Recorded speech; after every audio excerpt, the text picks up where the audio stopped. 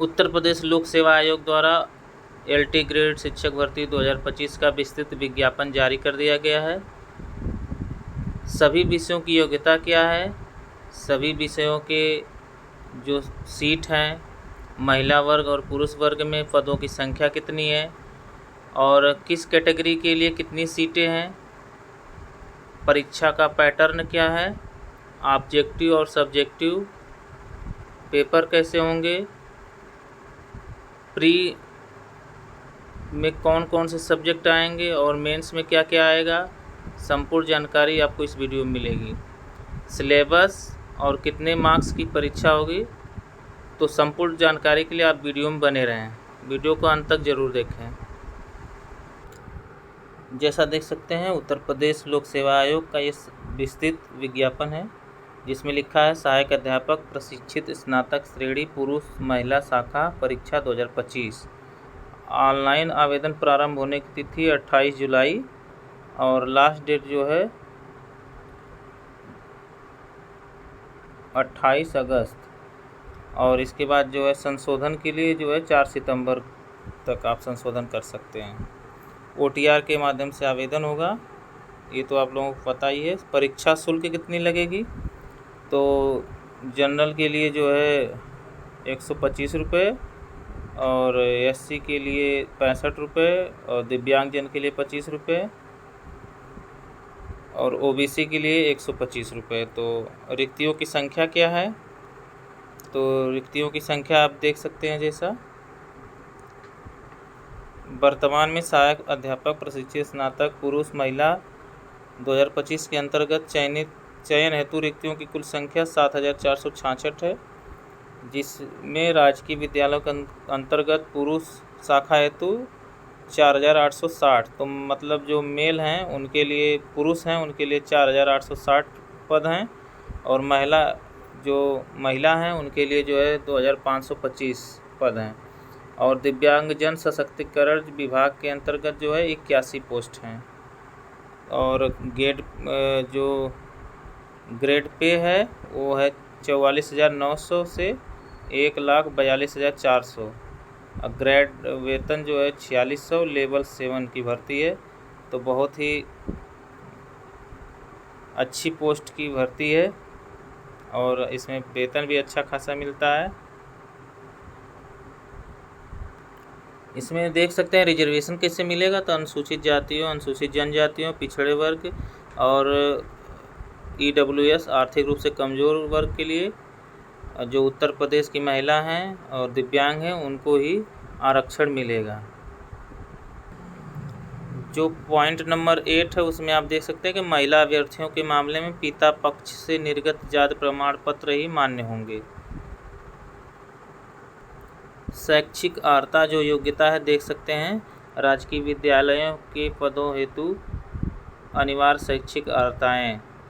तो सहायक अध्यापक पुरुष महिला हिंदी से जो हैं, भारत में विधि द्वारा स्थापित किसी विश्वविद्यालय संस्था से एक विषय के रूप में हिंदी स्नातक और एक विषय के रूप में संस्कृत के साथ इंटरमीडिएट अथवा उत्तर प्रदेश संस्कृत शिक्षा परिषद से उत्तर मध्यमा परीक्षा उत्तीर्ण और B.Ed होना चाहिए। और अंग्रेजी के विषय के लिए किसी विश्वविद्यालय से आपको अंग्रेजी साहित्य के साथ स्नातक और B.Ed। गणित में किसी विश्वविद्यालय से एक विषय के रूप में गणित के साथ स्नातक की उपाधि और B.Ed। सहायक अध्यापक पुरुष विज्ञान और महिला जो विज्ञान के लिए जो पोस्ट है उसके लिए भी आपको किसी विश्वविद्यालय से भौतिक विज्ञान और रसायन विज्ञान के साथ स्नातक की उपाधि और B.Ed। सामाजिक विज्ञान में किसी विश्वविद्यालय से इतिहास, भूगोल, राजनीति विज्ञान और अर्थशास्त्र विषय में से कम किन्हीं 2 विषयों के साथ स्नातक की उपाधि होनी चाहिए। तो इसको आप ध्यान में रखेंगे और B.Ed होना चाहिए। Assistant teacher male female computer के लिए B.Tech, BE कंप्यूटर साइंस या फिर graduate in computer science, graduate in computer application, graduation degree जो है along with A level course from NILE। और इसके बाद जो है B.Tech computer science and MCA और B.Ed लास्ट में आपको ज़रूरी है। फिर इसके बाद सहायक अध्यापक उर्दू के लिए, उर्दू के साथ आपका ग्रेजुएशन होना चाहिए, B.Ed होना चाहिए। जीव विज्ञान में क्या है कि आपको जंतु विज्ञान और वनस्पति विज्ञान के साथ स्नातक की डिग्री और B.Ed। संस्कृत में किसी संस्था से एक विषय के रूप में संस्कृत के साथ स्नातक की डिग्री और B.Ed की डिग्री। कला वर्ग में एक विषय के रूप में कला के साथ स्नातक की उपाधि और B.Ed, या फिर ललित कला VFA में स्नातक और B.Ed की डिग्री। सहायक अध्यापक संगीत, किसी भी विश्वविद्यालय से आपको एक विषय के रूप में संगीत के साथ स्नातक या फिर स्नातक उपाधि के साथ भातखंडे संगीत महाविद्यालय से संगीत विशारद अथवा प्रयाग संगीत समिति इलाहाबाद से संगीत प्रभाकर। तो और इसके बाद आपको B.Ed। इसके बाद जो सहायक अध्यापक पुरुष महिला वाणिज्य मतलब B.Com जो किया रहता है वो भरेगा वाणिज्य में स्नातक की उपाधि और B.Ed। शारीरिक शिक्षा फिजिकल एजुकेशन के लिए आपको स्नातक की उपाधि और B.Ed या BPE, इसमें B.Ed नहीं B.Ed या BPE चाहिए आपको। और गृह विज्ञान से जो सहायक अध्यापक चाहिए उसमें आपको किसी भी विश्वविद्यालय से गृह विज्ञान के साथ स्नातक की डिग्री और B.Ed होना चाहिए। कृषि में आपको किसी विश्वविद्यालय से कृषि या उद्यान कर्म में स्नातक की उपाधि और B.Ed की डिग्री होनी चाहिए। और अधिमानी अर्हता में मतलब आपको वरीयता कब दिया जाएगा, प्रादेशिक सेना में कम से कम 2 वर्ष की अवधि तक सेवा की हो या राष्ट्रीय कैडेट कोर B प्रमाण पत्र। इसके बाद नीचे जो है दिव्यांग स्कूलों के लिए है, तो इसमें जो भी अर्हता रखते हो आप अपना स्क्रीनशॉट लेके देख सकते हैं। इसके बाद आयु में की सीमा में जो छूट है मतलब एज में जो ओवर एज हैं उनके लिए छूट है क्या, अभ्यर्थियों को 1 जुलाई 2025 को 21 वर्ष की आयु अवश्य पूरी करनी चाहिए फॉर्म भरते समय और 40 वर्ष से अधिक का नहीं होना चाहिए। इसके बाद छूट किसको मिली है, तो उत्तर प्रदेश की अनुसूचित जाति जनजाति और पिछड़ा वर्ग और कुशल खिलाड़ियों को अधिकतम 5 वर्ष की छूट अनुमन्य है। मतलब आप 40 का डेट है तो 40 साल की एज है हो गई है तो आप 45 तक भर सकते हैं। और दिव्यांगजनों के लिए 15 वर्ष है और भूतपूर्व सैनिकों के लिए 3 वर्ष के बराबर छूट दी जाएगी। तो आप इसको पढ़कर देख सकते हैं।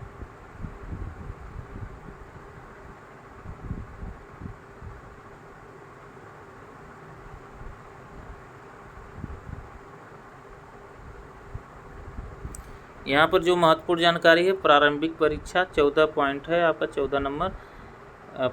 प्रारंभिक परीक्षा मतलब प्री परीक्षा जो है वस्तुनिष्ठ प्रकार, गलत उत्तर देने पे आपका 1/3 0.33 अंक कटेगा।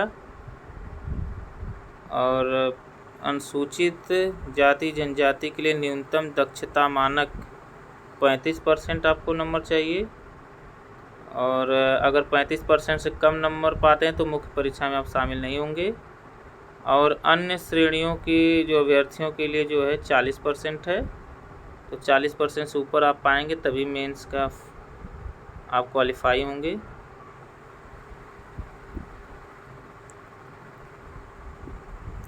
इसके बाद जो है प्रमाण पत्र का प्रारूप दिया है, आप लोग इसको डाउनलोड करके बनवा लेंगे।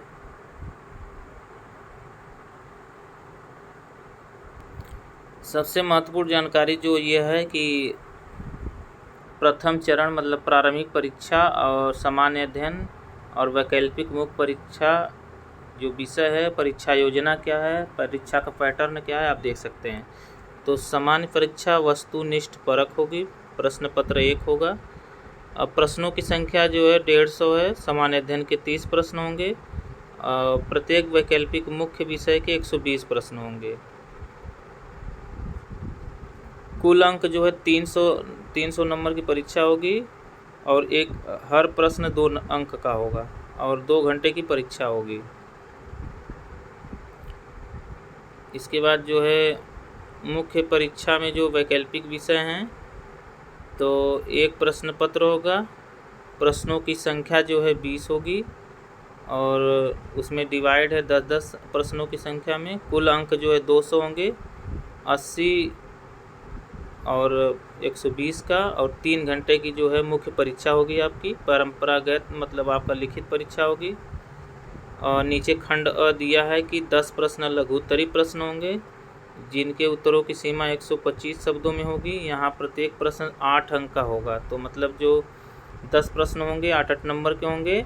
इसमें आपको 125 शब्दों में उत्तर देना है। दूसरा प्रश्न है दीर्घ उत्तरीय प्रश्न जिनके उत्तरों की सीमा 200 शब्दों में होगी। यहाँ प्रत्येक प्रश्न 12 अंक का होगा, तो आप इसको ध्यान में रखेंगे। इसके बाद दिव्यांगजनों के लिए जो परीक्षा होगी ये उसका प्रारूप है नीचे। और जो प्रारंभिक परीक्षा उसको आप लोग देख ही लिए हैं कि 150 और कैसे डिवाइड है। 150 प्रश्नों की संख्या जो है 300 अंक का है और आपको 2 घंटे का टाइम मिलेगा। तो आपका ये ओमार सीट वाला है और मुख्य परीक्षा जो है लिखित है, तो इसको ध्यान में रख कर ही तैयारी करेंगे। जैसा देख सकते हैं यह जो है दिया हुआ है कि प्रारंभिक एवं मुख्य परीक्षा हेतु विषयवार पाठ्यक्रम। सामाजिक विज्ञान का जो पाठ्यक्रम है, भूगोल से जो टॉपिक है आप स्क्रीनशॉट लेके उसको, जिसका अभी भूगोल है वो देख सकता है। फिर इसके बाद इतिहास है, इतिहास की क्या क्या टॉपिक हैं, मौर्य काल से लेकर सब कुछ है। फिर अर्थशास्त्र क्या है, नागरिक शास्त्र, और फिर आपका जो विषय विज्ञान है उसमें क्या क्या आएगा। जो मेन विषय है उसका आपको वीडियो में दिखा देंगे, बाकी आप लोग डाउनलोड करके देख लेंगे। ये रसायन विज्ञान का है सिलेबस। इसके बाद जीव विज्ञान का सिलेबस है, वनस्पति विज्ञान। फिर आपका पाठ्यक्रम जो गणित विषय के लिए है, टीचर के लिए गणित का जो है, विज्ञान का जो विषय है उसके लिए।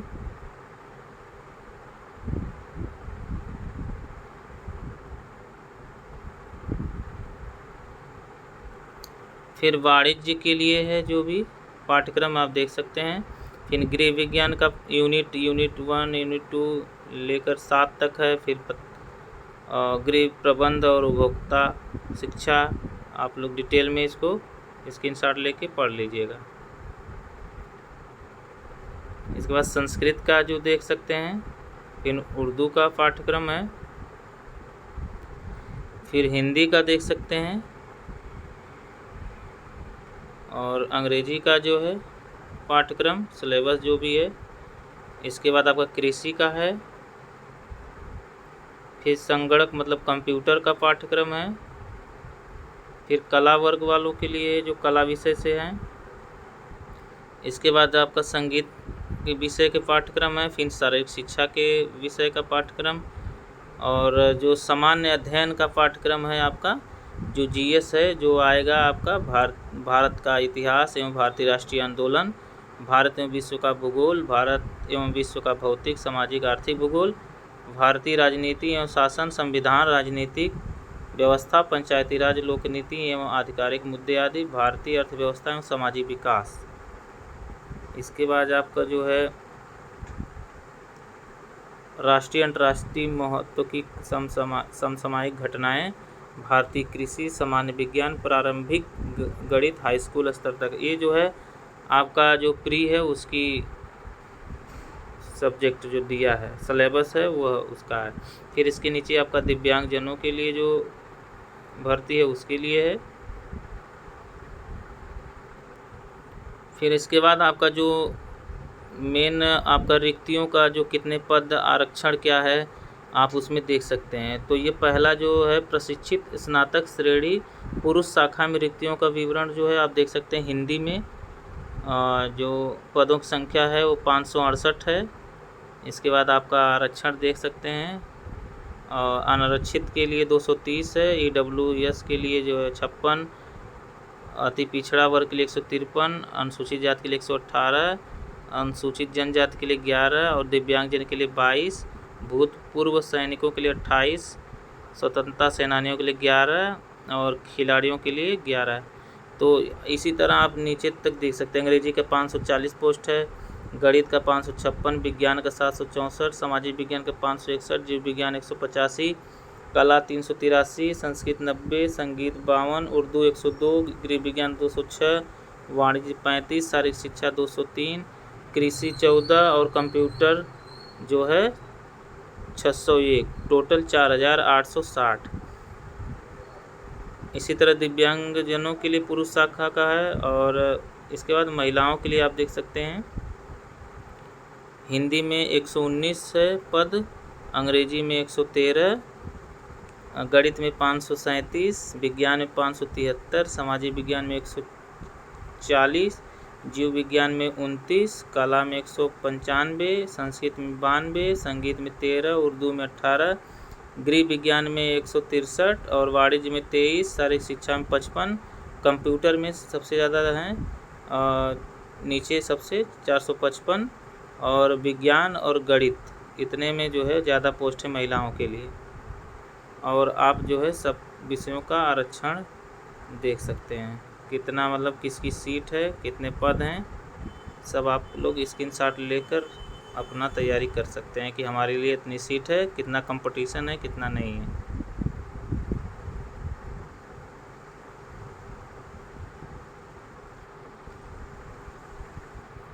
तो संपूर्ण जानकारी आपको इस वीडियो में हमको उम्मीद है कि मिल गई होगी। अगर आपको वीडियो अच्छी लगी हो तो लाइक शेयर ज़रूर करें और चैनल सब्सक्राइब नहीं किए हो तो सब्सक्राइब कर लें। धन्यवाद वीडियो देखने के लिए।